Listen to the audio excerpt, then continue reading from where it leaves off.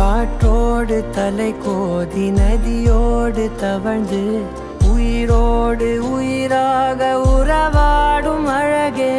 பனியோடு விளையாடி மலரூஞ்சலாடி கரை வந்து தமிழ் பேசும் இரு கால் வெண்ணிலவே, சிறகாக உன்னை நான் ஏந்தி செல்ல